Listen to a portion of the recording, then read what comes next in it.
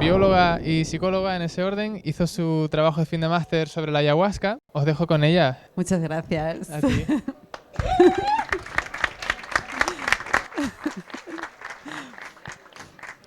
Bueno, a mí me ha tocado el honor de acompañar en esta hora de siesta, pero espero que no se me duerman, por favor. Cuando decidí este tema, responder a la pregunta de cómo podemos integrar las diferentes cosmologías, ¿no?, en esta encrucijada psicodélica que se da en el mundo de la ayahuasca, yo pensé, elijo este tema, tengo esta pregunta, ahora me pongo a investigar y doy una respuesta. Y yo hice mis deberes, pero no tengo respuesta. Entonces, voy a darles unos datos para que nos pongamos todos en el mismo lugar y desde ahí podamos pensar en si existe realmente esa posibilidad de integración y cómo podría hacerse si es que es así, ¿no? Bueno, en primer lugar, el término ayahuasca es un término que hace referencia a dos cosas. Por un lado, hace referencia a una liana tropical, a la Banisteriopsis caapi. Es una liana que tiene beta-carbolinas. Pero por otro lado, hace referencia a un brebaje hecho por dos plantas que se cuecen durante horas y horas. Dos plantas al menos, ¿no? Una será esta liana tropical, la Banisteriopsis caapi, y la otra será una planta que lleve DMT en la mezcla. La DMT es inactiva si se toma por la vía oral y entonces es necesario, es inactiva porque tenemos en el sistema gastrointestinal una enzima que se llama MAO que la degrada. Entonces hay que poner algo que paralice esa enzima para que la DMT, que puede producir alucinaciones, que se ha demostrado que lo hace, pueda hacerlo, ¿no? Bueno, alucinaciones, visiones, hay diferentes formas de llamarlo. Entonces, es realmente tan ancestral el uso ancestral de la ayahuasca. Casi todos los que estamos en el mundillo hemos escuchado que el uso de la ayahuasca es milenario y nos referimos a un autor que se llama Naranjo, que descubrió unas vasijas pequeñitas en la selva de Ecuador y dijo, bueno, si estas vasijas tienen 2.400, tienen 4.000 y pico años, o sea, son del 2.400 antes de Cristo, entonces es muy posible que ya usaran la ayahuasca, pero esa es la única evidencia, ¿no? Evidencias posteriores sería el haber descubierto armina en el pelo de momias datadas entre el 500 y el 900 después de Cristo, pero la armina, aunque es una de las sustancias que aparece en la ayahuasca, en la liana, la liana no es la única planta que las tiene, con lo cual tampoco lo demuestra. La primera evidencia escrita viene de los misioneros jesuitas en el siglo XVIII. Lo que nos puede llevar, bueno, de hecho hay autores, entre ellos Brabec de Mori, que han estudiado los ícaros, ¿no?, las canciones que se cantan en ceremonia, y han llegado a la conclusión de que el uso de la ayahuasca en los lugares donde la consideramos más tradicional, en la selva de Perú, puede que no tenga más de 300 años, ¿no? Hay un acuerdo en que esto viene de la región de la Amazonía, de la región del Napo, y que, bueno, pues de alguna manera, alguna cultura tradicional tuvo que hacer esta mezcla de dos plantas. Pero lo que consideramos tradicional no es algo que venga de unas culturas que son inmutables y arcaicas y que han transmitido de generación en generación un conocimiento ancestral e inmutable. En realidad, Glenn Shepard, que estuvo estudiando a los Machigenga y a los Nora, vio que entre los Machigenga, en Perú, la tradición de utilizar la ayahuasca como mezcla de dos plantas es de 1950 y entre otros grupos, entre los Nora, es incluso posterior, ¿no? En los años 80 llegó.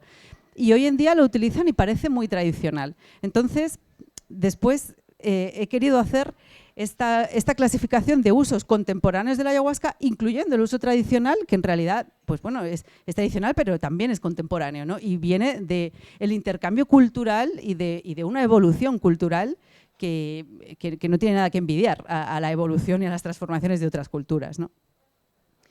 En principio, yo voy a hacer esta clasificación en 4 usos de la ayahuasca. Un uso tradicional, un uso neochamánico, un uso devocional por parte de las religiones ayahuasqueras que surgieron en Brasil y que se han extendido por el mundo. Y por último, este uso más reciente entre los pacientes que toman ayahuasca en un contexto de investigación. Y el contexto en el que se toma la ayahuasca en hospitales es muy curioso, porque allí se le da ayahuasca a una persona en una habitación de hospital, se le pone unos cascos para que escuche música y no se hace ceremonia, porque se quiere diferenciar, ¿no?, el efecto de la ceremonia del efecto de la propia mezcla de la ayahuasca, ¿no?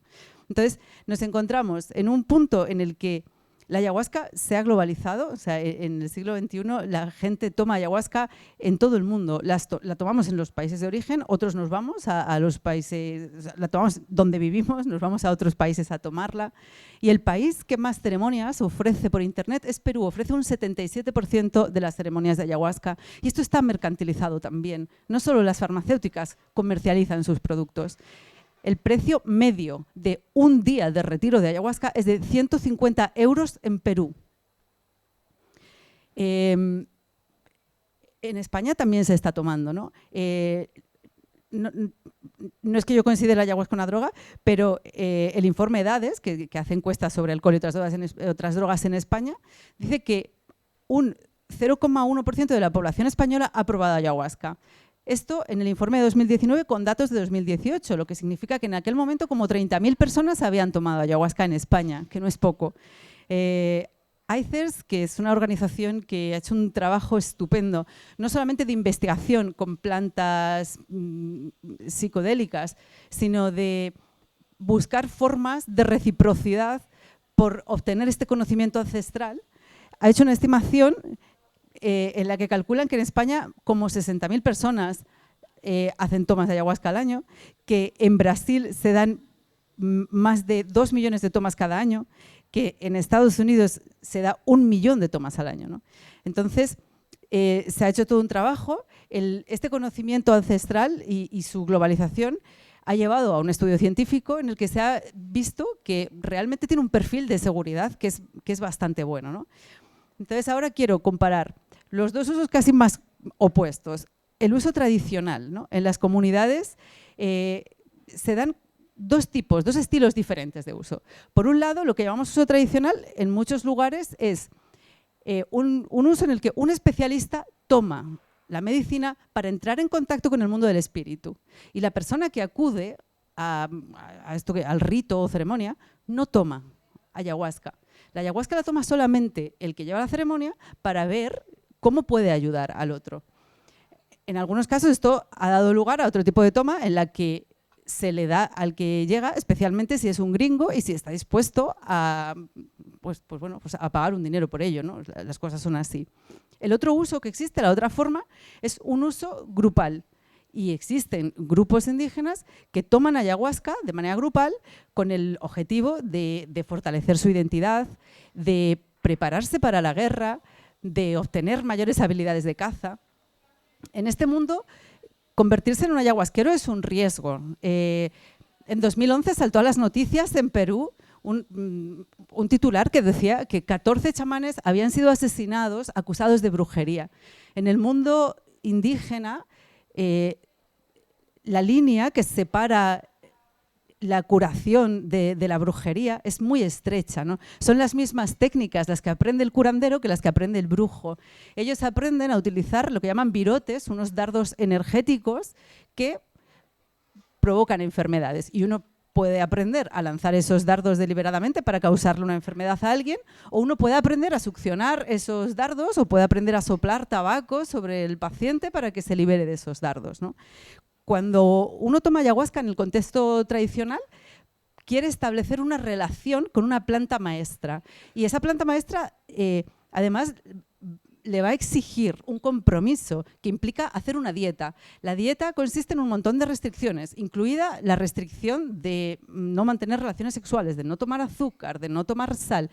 Todas esas restricciones suponen un compromiso con la planta y un establecimiento de reciprocidad que harán que el chamán sea cada vez más poderoso, ¿no? Vamos al uso opuesto. El uso opuesto es el uso en un hospital donde se va a investigar, y en un hospital investigando lo que queremos es ver si la ayahuasca es eficaz para algo. O sea, además no se puede medir, ¿es la ayahuasca eficaz sin más? No, la ayahuasca es eficaz para este trastorno. Entonces, se han hecho estudios en los que, intentando eliminar el efecto placebo, se le da a la persona una sustancia sin que ella sepa si toma ayahuasca o placebo, sin que el investigador lo sepa tampoco.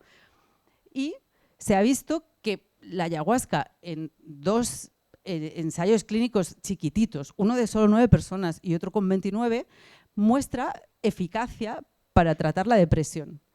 fuera de todo lo que pueda ser el efecto placebo, de todo lo que pueda ser el show, ¿no? Que tampoco es un problema. La medicina actual está estudiando cómo funciona el efecto placebo, que es dosis dependiente, igual que lo es la ayahuasca. Si tú tomas más ayahuasca, vas a tener más efectos. Eso es lo que se vio en el hospital, por lo menos. Y también existen formas de dosificar el placebo. Y cuanto más placebo tienes, pues también más efectos vas a tener, ¿no? Esto no es un problema en la clínica, de hecho, al revés. Se estudia porque esto puede ser muy positivo en la práctica clínica, pero en los ensayos clínicos, donde quieres cuantificar la eficacia, lo que queremos es eliminarlo para ver cuál es el efecto genuino de la mezcla. Y bueno, para la depresión parece tener un efecto genuino, se hizo un estudio con ansiedad social y parecía que también tenía un efecto no reduciendo la ansiedad, curiosamente, sino reduciendo los juicios que uno hace sobre sí mismo cuando tiene que hacer una actuación estresante para una persona que habla en público, ¿no? En este caso era grabarse haciendo un discurso. Estos son los únicos 3 ensayos clínicos que existen de ayahuasca. Es muy poquito, son ensayos clínicos de fase 2. Esto significa que todavía queda mucho camino por recorrer para que la ayahuasca sea un antidepresivo. Tendrían que pasar a la fase 3. En la fase 3 habría que hacer muchos ensayos con muchas personas. Y de ahí pasaríamos a la fase 4, que es cuando se comercializa como un fármaco, ¿no? Entonces, desde luego no estamos en esa fase, pero sí que podemos decir que podemos ser optimistas con que la ayahuasca tiene un efecto. Podemos ser optimistas, pero fíjense, también fueron muy optimistas cuando descubrieron los inhibidores selectivos de la recaptación de serotonina. Esto son estudios sobre los fármacos antidepresivos que se venden, ¿no? Lo primero muestra todas las comparaciones que se han hecho de, a ver, este fármaco, la fluoxetina, si lo comparo con la sertralina, ¿quién funciona mejor? Si lo comparo con placebo. Después de años y años en el mercado, se han hecho muchos estudios y esta revisión, este metaanálisis llegó a la conclusión de que estos antidepresivos, los inhibidores selectivos de la recaptación de serotonina, son eficaces. La otra cosa que se mide es el tamaño del efecto. Es, vale, puestos a que esto es eficaz y que hay un efecto genuino, ¿cuánto es ese efecto? Pues siendo muy, muy optimistas, podemos decir que es moderado, no es mucho.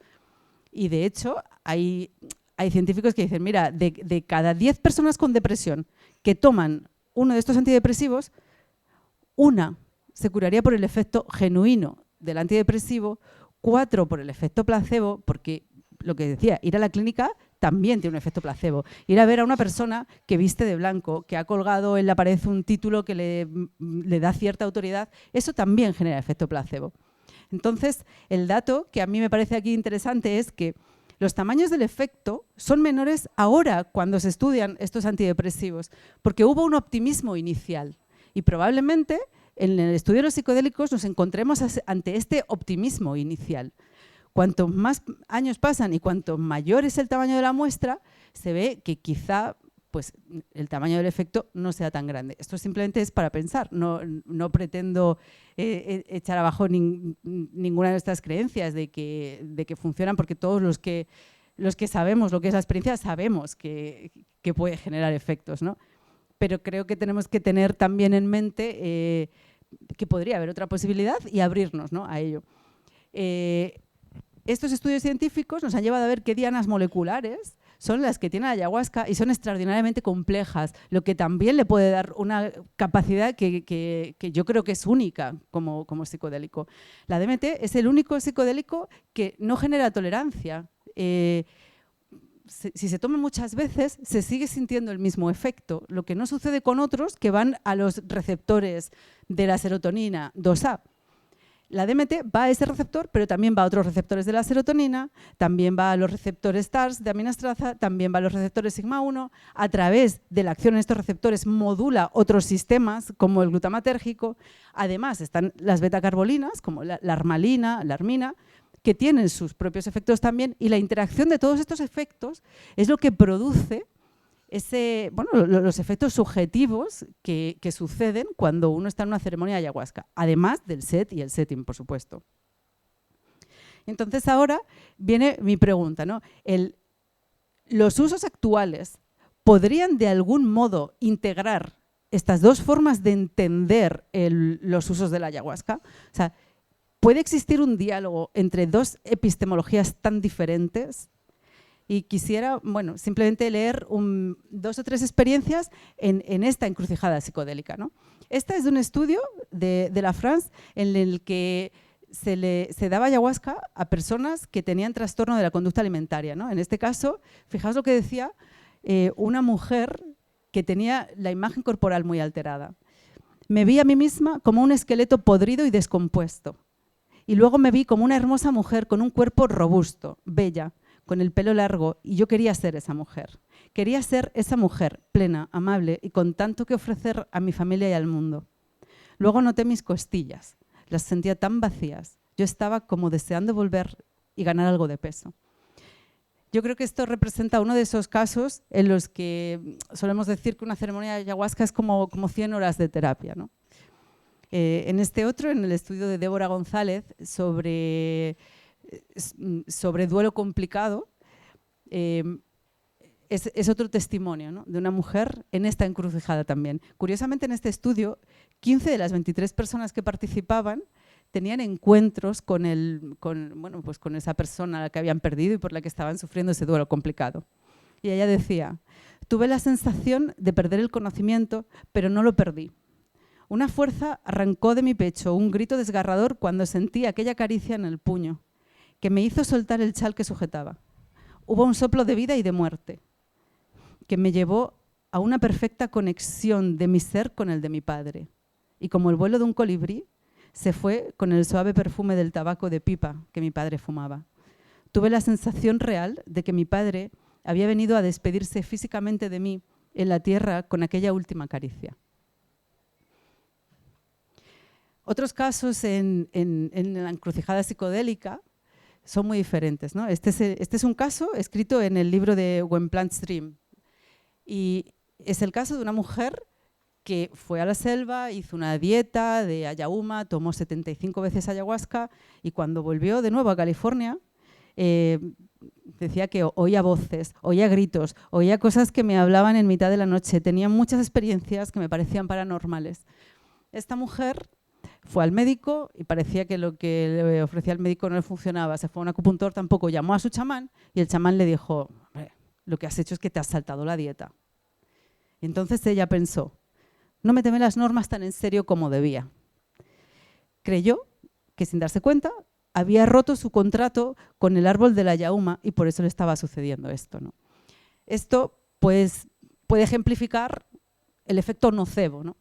El efecto placebo es aquel efecto positivo que viene de la creencia de que algo va a mejorar. El efecto nocebo sucede cuando uno considera que algo puede empeorar, ¿no? Y en esta encrucijada se pueden dar este tipo de efectos. Por eso les quería preguntar si realmente es posible una integración entre esta tradición y los usos contemporáneos que sirva para que las personas estén mejor, ¿no? Que al final es por lo que nos acercamos a esto. Entonces, ¿es posible compaginar este uso tradicional que considera que la eficacia no depende de la sustancia, sino de una correcta comunicación con el mundo del espíritu, con estas prácticas contemporáneas que consideran que lo primero que es un fármaco, que tiene efectos sobre los neurotransmisores y además incorpora nuestra conceptualización de la psicología y de la psiquiatría modernas, que con todos sus conceptos nos lleva a asociar la toma de ayahuasca a procesos psicoterapéuticos durante la propia ceremonia, previamente a la ceremonia y durante la integración posteriormente, ¿no? Esto no es un asunto baladí, ¿no? Porque esto de si es posible esta integración y cómo se hace va a marcar muchas cosas, como ¿quién puede dar la ayahuasca? ¿La pueden dar psicólogos y psiquiatras que a su vez han tenido experiencias o solo la pueden dar chamanes que han dietado? ¿Para qué puede tomar uno ayahuasca? ¿La puedes tomar para quitarte una racha de mala suerte y ser mejor cazador? ¿O la vas a tomar para solucionar tus traumas? ¿Cuáles son los riesgos? ¿Corres el riesgo de agarrar una mala energía, un virote de alguien? ¿O los riesgos son desarrollar un brote psicótico? Y pues como les decía, yo no tengo respuestas. Yo lo único que tengo es un montón de preguntas y en este momento me gustaría que ustedes participen y ofrezcan, bueno, su conocimiento y lo que puedan aportar, ¿no?, sobre este tema.